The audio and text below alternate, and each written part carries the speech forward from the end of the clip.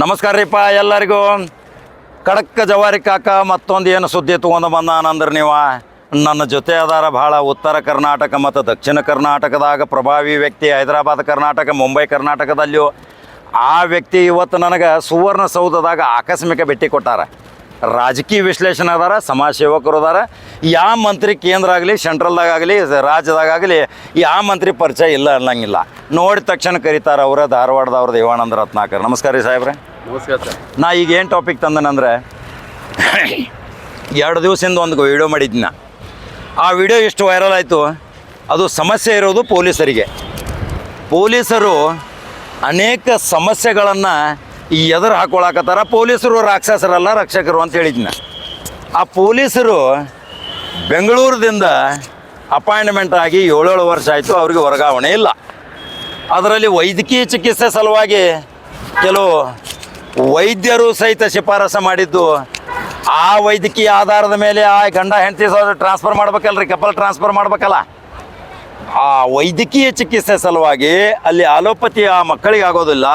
ಇದೇ ಉತ್ತರ ಕರ್ನಾಟಕದಲ್ಲಿ ಆಯುರ್ವೇದಿಕ್ ಚಿಕಿತ್ಸೆ ಪಡೆಯುವಂಥ ಉತ್ತರ ಕರ್ನಾಟಕದಲ್ಲಿ ಅನೇಕ ಆಯುರ್ವೇದಿಕ್ ತಜ್ಞರು ಇರುವಾಗ ಆ ಮಕ್ಕಳಿಗೆ ಅಲ್ಲಿ ತೋರಿಸೋ ಸಲುವಾಗಿ ಅವರು ಅರ್ಜಿ ಕೊಟ್ಟರೆ ಅವ್ರದ್ದು ವರ್ಗಾವಣೆ ಇಲ್ಲ. ಪರಮೇಶ್ವರಪ್ಪ ಸಾಹೇಬ್ರೇ, ಗೃಹ ಮಂತ್ರಿಗಳೇ, ಸಿದ್ದರಾಮಯ್ಯ ಅವರೇ ಮತ್ತು ಘನತೆವೆತ್ತ ಮಾನ್ಯ UT ಖಾದರ್ ಸಭಾಧ್ಯಕ್ಷರೇ, ನಿಮಗೊಂದು ಮನವಿ. ಈಗಲ್ಲಿ ಗಂಡ ಒಂದು ಕಡೆ, ಹೆಂಡತಿ ಒಂದು ಕಡೆ ಅದಾರ. ಅದು ಟ್ರಾನ್ಸ್ಫರ್ ಮಾಡೋಕ್ಕೆ ತಯಾರಿಲ್ಲ. ನೀವು ಹಂತವಾಗಿ ಮಾಡಿರಿ. ಒಂದು 50, 100, 50, 100 ಪ್ರತಿ 2 ತಿಂಗಳು 3 ತಿಂಗಳು ಪ್ರತಿ ಜಿಲ್ಲೆಗೆ ಒಂದು 50, 100, 50, 100 ಹಂತವಾಗಿ ಅವ್ರನ್ನೆಲ್ಲ ವರ್ಗಾವಣೆ ಮಾಡಿರಿ. ಅವರು ವೃದ್ಧ ತಂದೆ ತಾಯಿಗಳು ನೋಡ್ಕೋಬೇಕು. ಅವ್ರ ಮಕ್ಕಳ ಶಿಕ್ಷಣ ನೋಡ್ಕೋಬೇಕು. ಹೆಂಡತಿ ಒಂದು ಕಡೆ, ಗಂಡ ಒಂದು ಕಡೆ ಅಂದರೆ ಹೆಂಗೆ ಅವ್ರ ಜೀವನ ಮಾಡ್ಬೇಕು. ಆಮೇಲೆ ಅದರ ಸಲುವಾಗಿ ಆ ಗಂಡ ಹೆಂಡತಿ ಬಿಟ್ಟು ಇನ್ನುಳಿದ ಪೊಲೀಸರು ಸಹಿತ ಅಲ್ಲಿ ಕೆಲಸ ಮಾಡಕತ್ತಾರ. ಕೆಲವರು ಮಾರ್ಷಲ್ ಆಗಿ ಬಂದಾರ. ಇದೇ ಬೆಂಗಳೂರಿನಿಂದ ಮಾರ್ಷಲ್ ಆಗಿ ಬಂದಾರ. ಅದೇ ಬೆಂಗಳೂರಲ್ಲಿಯೂ ಸಹಿತ ಅನೇಕ ಪೊಲೀಸ್ ಠಾಣೆಗಳಲ್ಲಿ ಕರ್ತವ್ಯ ನಿರ್ವಹಿಸಕತ್ತಾರ. ಅವ್ರಿಗೊಂದು ಮಾರ್ಗಸೂಚಿ ಹೊರಡಿಸ್ಬೇಕಲ್ರಿ. ನೀಲಮಣಿ DGP ಇದ್ದರು. ಆವಾಗ ವೈದ್ಯಕೀಯ ಆಧಾರದ ಮೇಲೆ ಎಷ್ಟೊಂದು ಮಾನವೀಯತೆ ದೃಷ್ಟಿಯಿಂದ ಅವರು ವರ್ಗಾವಣೆ ಮಾಡಿದ್ರು. ಆದರೆ ಈಗಿನ DGP ಸಾಹೇಬರು ಒಂದು ಸ್ವಲ್ಪ ಗಮನ ಹರಿಸಬೇಕು. ನಾನು ರಜನೀಶ್ ಗೋಯಲ್ ಸಾಹೇಬರಿಗೆ ಒಂದು ಮೌಖಿಕವಾಗಿ ನಿನ್ನೆ ಹೇಳಿದ್ದೆ, ಸರ್ ಪೊಲೀಸರು ಭಾಳ ತೊಂದರೆಯಲ್ಲಿದ್ದಾರೆ. ಪೊಲೀಸರು ತಮ್ಮ ತಂದೆ ತಾಯಿಯನ್ನು ನೋಡೋ ಸಲುವಾಗಿ ವರ್ಗಾವಣೆ ಆಸೆಗಾಗಿ ಎಷ್ಟೊಂದು ಕಾತರದಿಂದ ಕೂತಾರ. ಅವ್ರಿಗೊಂದು ವರ್ಗಾವಣೆ ಆದೇಶ ತೋರಿಸ್ರಿ. 5 ವರ್ಷ ಅಂದ್ರಿ, ಹ್ಞೂ ಅಂದರು. 7 ವರ್ಷ ಆಯಿತು, ಇನ್ನೂವರೆಗೆ ವರ್ಗಾವಣೆ ಇಲ್ಲ. ಅದರ ಸಲುವಾಗಿ ಎಷ್ಟೋ ಉತ್ತರ ಕರ್ನಾಟಕದವರು ದಕ್ಷಿಣ ಕರ್ನಾಟಕದಲ್ಲಿ ತಮ್ಮ ಶಿಸ್ತಿನ ಕಾಯವಾಚ ಮನಸ್ಸಿನಿಂದ ಕರ್ತವ್ಯ ನಿರ್ವಹಿಸಕತ್ತಾರ.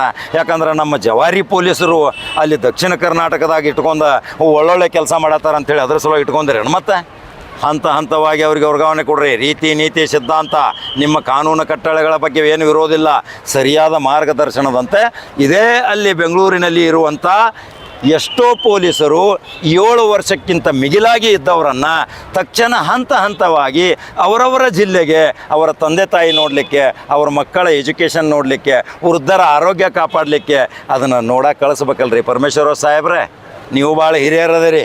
ಇಲ್ಲಿಯ ಚಳಿಗಾಲ ಅಧಿವೇಶನದಲ್ಲಿ ಇದರ ಬಗ್ಗೆ ಒಂದು ಸುತ್ತೋಲೆ ಹೊರಡಿಸ್ಬೇಕು ಅಂಥೇಳಿ ನಾನು 2 ದಿನ ಹಿಂದೆ ಮನವಿ ಮಾಡಿದ್ದೆ. ಆದರೆ ಪೊಲೀಸರಿಗೂ ಒಂದು ಕಟ್ಟು ನಿಯಮ ಐತಿರಲ್ಲ. ಅವರು ಸತ್ಯಾಗ್ರಹ ಮಾಡೋಕ್ಕೆ ಬರೋಂಗಿಲ್ಲ, ಸ್ಟ್ರೈಕ್ ಮಾಡೋಕ್ಕೆ ಬರೋಂಗಿಲ್ಲ, ಅವರು ಬಂದು ಇಲ್ಲಿ ಮನವಿ ಕೊಡೋಕ್ಕೆ ಬರೋಂಗಿಲ್ಲ, ಯಾರ ಮುಂದೆ ಆವಾಜ್ ಮಾಡೋಕ್ಕೆ ಬರೋಂಗಿಲ್ಲ. ಅವ್ರಿಗೊಂದು ತೂಗುವಾನಿಟ್ಟಿರಲ್ಲ ಅವ್ರ ತಲೆ ಮೇಲೆ ಪಾಪ. ಅದರ ಸಲುವಾಗಿ ಪೊಲೀಸರ ಈ ವರ್ಗಾವಣೆ ಆದೇಶಗಳು ತಕ್ಷಣ ಆಗಬೇಕು. ಇಲ್ದಿದ್ರೆ ಮಾತ್ರ ನಾ ಬಿಡಂಗಿಲ್ಲ ಅಂಥೇಳಿ ನಿಮಗೆ ಮೊದಲು ಹೇಳೇನಿ. ನಾ ಬೆನ್ನ ಹತ್ತಾವ ಸ್ಪೀಕರ್ಗೆ ಹೇಳೀನಿ, ರಜನೀಶ್ ಗೋಯಲ್ ಸಾಹೇಬ್ರಿಗೆ ಹೇಳಿದ್ದೀನಿ. ಅದೇ ರೀತಿ ಪರಮೇಶ್ವರಪ್ಪರ ಜೊತೆ ನೇರ ಸಂದರ್ಶನ ಆಗುವಾಗ ಈ ವಿಷಯವನ್ನು ಪ್ರಸ್ತಾಪ ಮಾಡ್ತೀನಿ.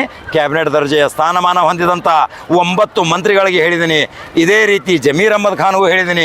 ಎಲ್ಲ ಮಂತ್ರಿಗಳು ಸಹಿತ ಈ ಪೊಲೀಸರ ಕೂಗಿಗೆ ಒಂದು ಸ್ವಲ್ಪ ಸ್ಪಂದಿಸಿದರೆ ಅವರವರು ತಮ್ಮ ತಾಯ್ನಾಡಿಗೆ, ತಮ್ಮ ತಂದೆ ತಾಯಿಗಳನ್ನು ನೋಡಲಿಕ್ಕೆ, ಮದುವೆ ಮುಂಜಿವೆ ಸಮಾರಂಭ ಯಾವುದೇ ಒಂದು ಕಾರ್ಯಕ್ರಮದಲ್ಲಿ ಭಾಗವಹಿಸಲಿಕ್ಕೆ ಅನುಕೂಲ ಮಾಡಿ ಕೊಡಬೇಕು.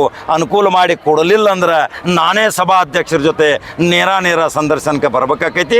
DGP IGP ಅವ್ರ ಜೊತೆನೂ ಚರ್ಚೆ ಮಾಡ್ತೀನಿ. ಇದೇ ಮುಖ್ಯ ಕಾರ್ಯದರ್ಶಿ ರಜನೀಶ್ ಗೋಯಲ್ ಅವ್ರಿಗೆ ಈಗಾಗಲೇ ಹೇಳಿದ್ದೀನಿ. ಯಾವ ರೀತಿ ಕ್ರಮ ತಗೋತೀರಿ.